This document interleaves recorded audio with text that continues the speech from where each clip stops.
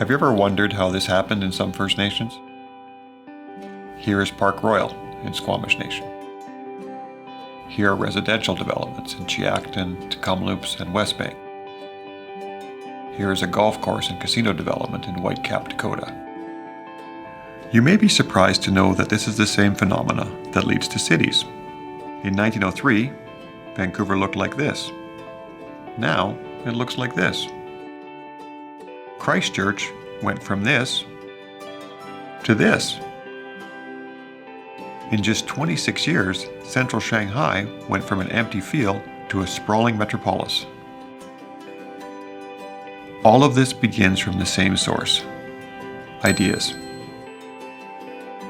Somebody looks at these places, sees their advantage or an opportunity to make a profit, and they make an investment, or in truth, a bet, that they can sell something from that area to someone outside of that area. If the investment, or bet, is a good one, it causes exports to rise.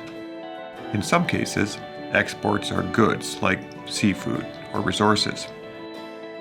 In some cases, exports are services like tourism, restaurants, and retail spaces. Or they can be spaces to build a house, live, and do business. These are the beginnings of the cycle of growth that builds First Nation economies. And it goes like this. Investment is intended to realize a local advantage.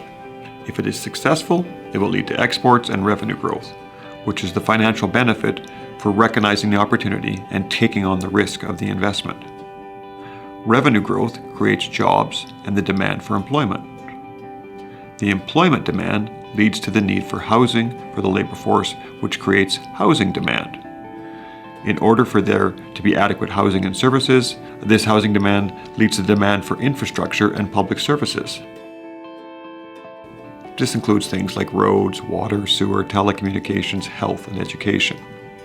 The income and the goods and services demanded by the labor force and their families will lead to greater government revenues if the government has and exercises fiscal power. If fiscal power isn't present, this is the point the cycle breaks down. The presence of fiscal power allows governments to expand infrastructure and services for the economy, which attracts more investors and entrepreneurs and allows the investment cycle to start again. Eventually, that one idea leads to a city built on many ideas. And what does an economy need to make this happen?